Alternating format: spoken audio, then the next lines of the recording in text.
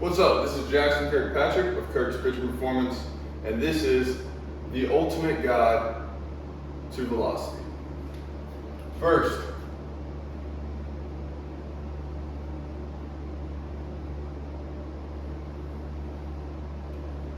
genetics. Guess what? They're not controllable. So we don't worry about them. We don't complain about them. We don't use them as an excuse or a crutch. We don't play the victim. We get to work. Because we can't control our genetics, so talking about them is a waste of time. Next.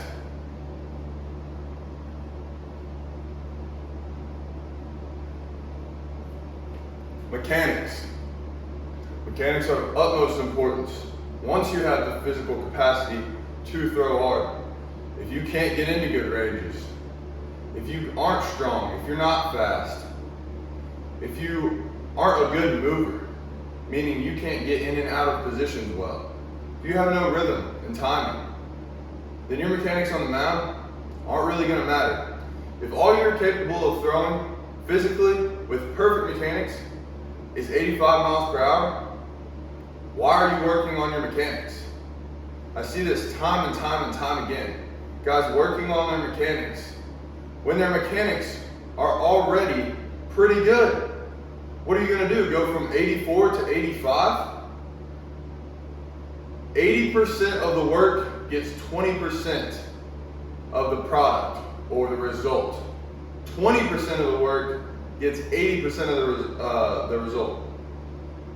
So what does that mean? That means you need to really focus on the 20% that's going to give you the 80% return, instead of wasting 80% of your time on the thing that's going to give you the 20% of the return. Now, there's an inverse to that.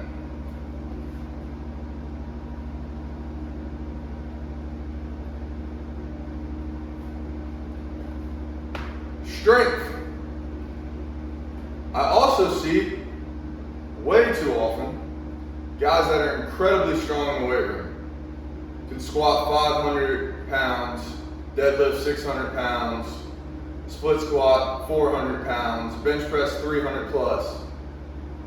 All these compound lifts, like they're supposed to make them throw harder. All they do is raise your ceiling of power production. But if you don't have good mechanics, they're not going to matter. If you don't have speed, and I don't mean sprint speed, I mean the ability to produce force quickly, it's not going to matter. If it takes you 5 seconds to get that 500-pound squat from parallel to full knee extension, I don't care, and neither should you. It's not going to help your velocity. Next.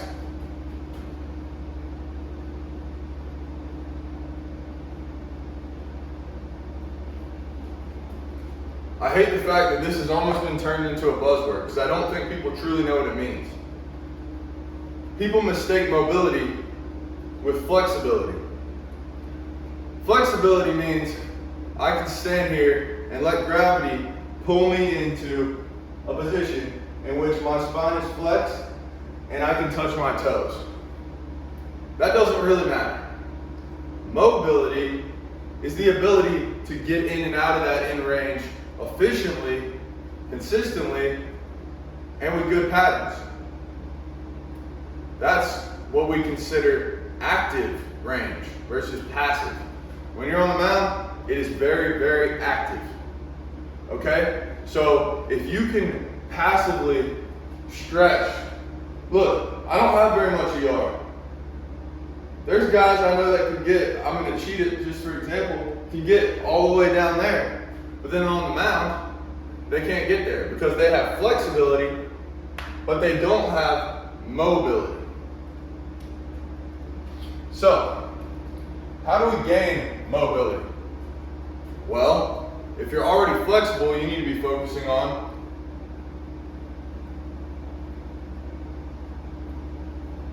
stability.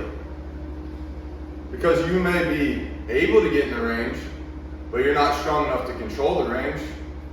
and you're sure as hell not strong enough to get out of the range efficiently. So we need to focus on stability.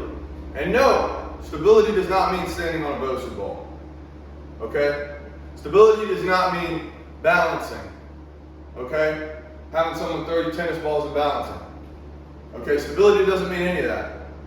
That's not stability. Stability means I'm strong in my in ranges. Or any range, but typically you need to be strong in your in ranges because almost everybody is way more strong when the muscle is not completely lengthened versus when it is at full length, okay? Which is often due to, one, that's naturally how we're wired. We're stronger here than here, but it's also because, and been exacerbated by the fact that people lift not the full range. There's a time and a place, and it's for advanced athletes. If you don't throw, I'm gonna throw out a number right now.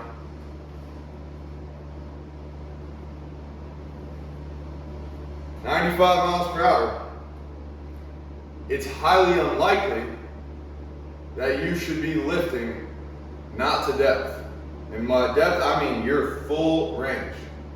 Because strength work, like your squat, bench, deadlift, split squat, landmine press, whatever you want to do, your strength work is actually also loaded mobility if done properly. It's probably one of the most beneficial parts of strength work.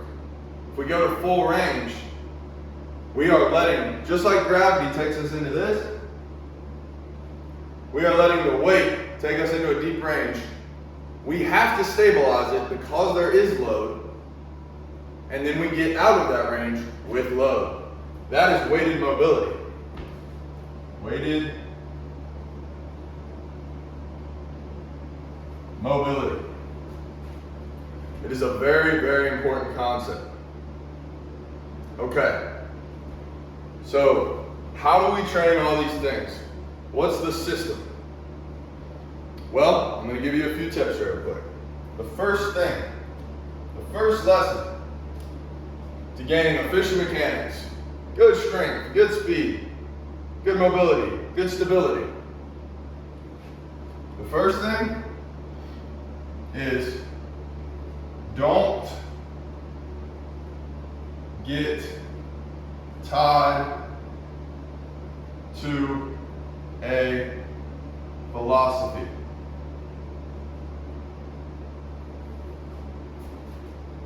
What do I mean by that? Well, a lot of coaches have different specialties, and that's good. Everybody should be able to be really good at one thing. That's fair. The problem is, when athletes only rely on one coach, they only rely on one voice on social media, or they only rely on one person.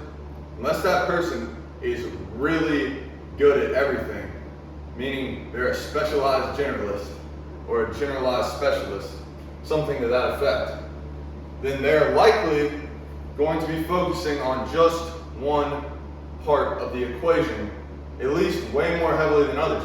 And it might not be tied to your specific needs, because everybody probably should be focusing on one thing more than others. But it should be based on what their limiting factor is, which brings me to point number 2. Define your bottleneck. Now, bottleneck is a business term used in supply chain. It's the part of the supply chain that slows down the entire rest of the operation.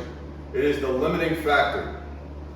Okay, if we think about throwing hard like supply chain, we understand there's something limiting you. There's some reason why you aren't throwing harder than you are right now. For some reason I'm not throwing 100. All right? So the most important thing to do is to define it. You have to figure it out. How do you figure it out? Well, there's a few ways. First, oftentimes it's glaringly obvious. There's just something that you suck at. Like if you can't get into a deep squat, you need to address that. if you can't bench press 200 pounds, you should probably address that. If you can't jump 30 inches on a vertical, you need to address that. If you can't hang for more than 30 seconds from a bar, you need to address that. If your front leg doesn't block whatsoever, you need to address that. If your arm action looks like this, you need to address that. There's all sorts of things you need to address. You just need to find which one you are worse at. And for a large percentage of pitchers, they're bad at a lot of things. And that's okay. We've all been there. And that's when it gets really fun, because you can address lots of things. And you can get better at a lot of things. And you have really rapid growth. And I'll tell you what, that is one of the most satisfying feelings in this sport, is when you really progress. Okay? When you progress, you help your team, right? You win more games, you play in the games more, right? It's a great feeling. You have more success. So, the way to do that, define your bottleneck. Next, establish why you want to throw harder.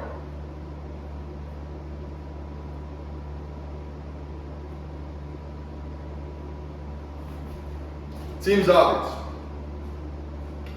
but there are so many people that want to throw harder, want to train to throw harder, want to throw pull downs and velo those and velo their mound work and all that, which they should be doing. But then they go in the game and they're like, well, I'm not going to throw 100% because I just want to get outs. Well, then why are you training for velocity in the first place? The whole point of throwing harder is to get more outs.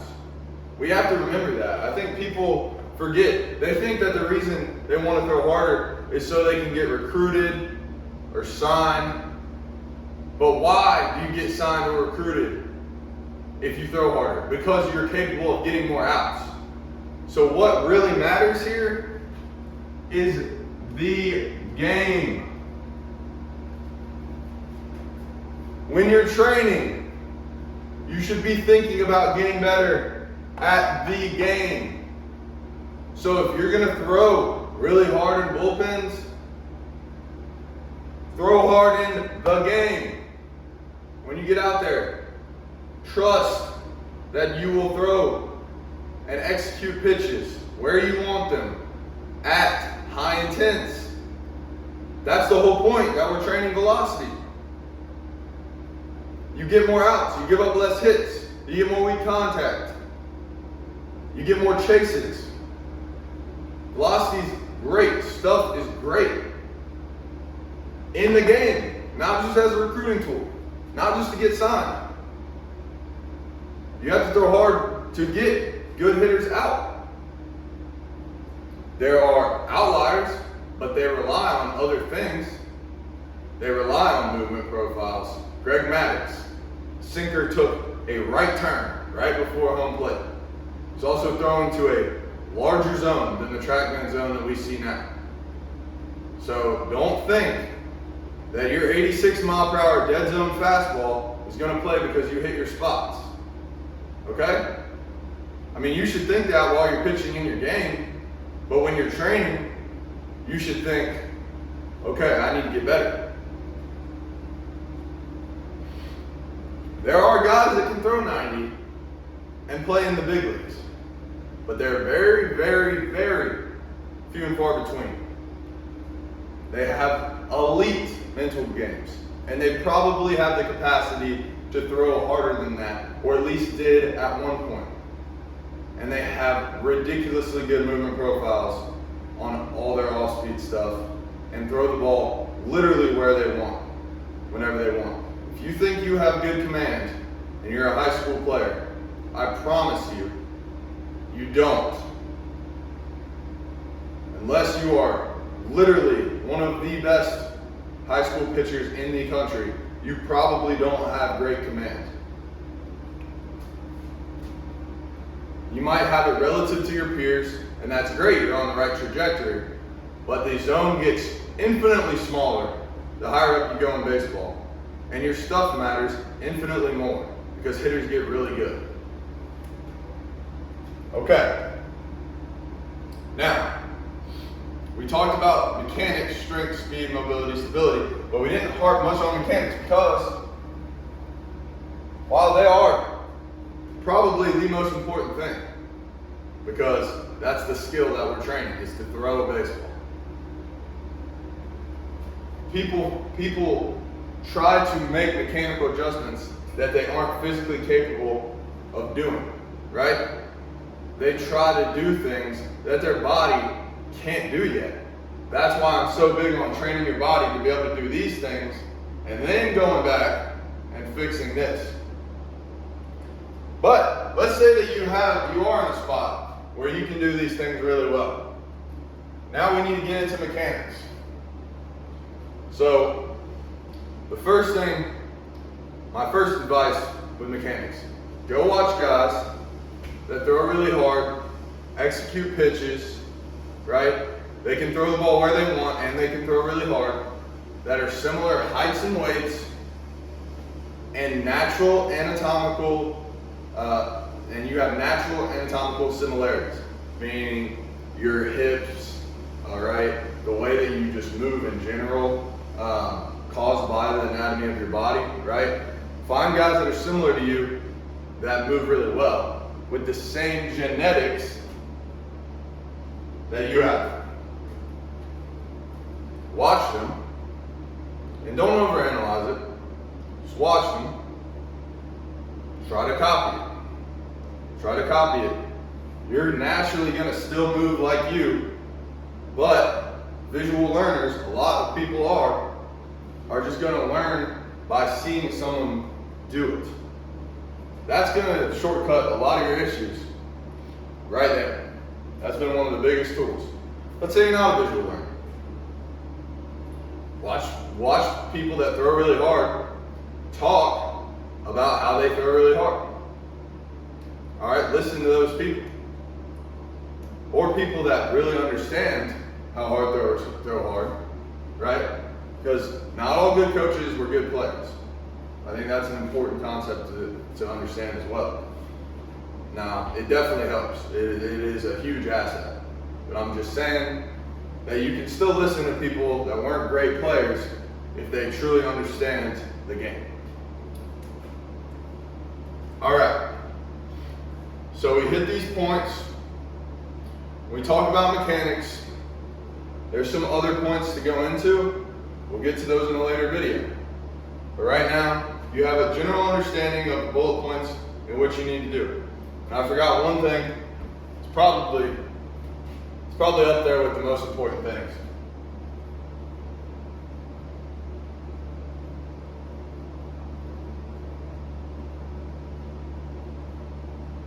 That is stay healthy. You said, Jackson, it's not my choice. You're right. Some of that's not your choice. And I don't want to say that it is. Some of the hardest working people that were very, very intentional with their training I know still got hurt. And that's because they push themselves, and you need that.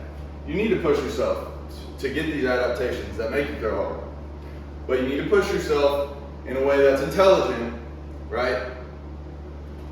What I'm saying is, when it's a high intensity day, go high intensity. When you're in the game, go high intent.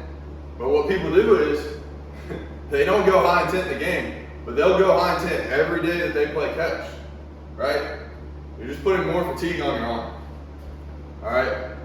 When you're lifting, they'll just do one movement over and over and over and over. They fall in love with something, right? They have no variability.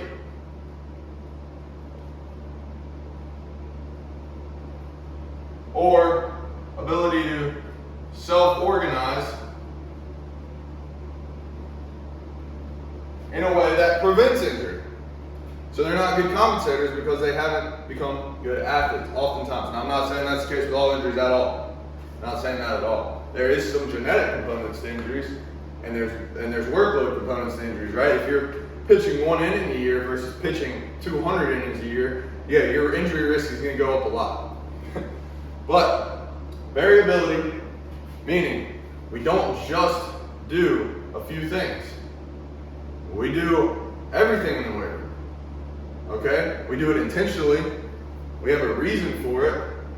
But we don't only, for instance, if I took this dumbbell and all I did was external rotation from my arm kick, that was it, I would be dismissing so many other key ingredients to injury prevention. While external rotation strength is really, really important, there's so many other ingredients, so many other muscles that decelerate the arm, decelerate the body, and things like that. So you need to be doing a little bit of all of it.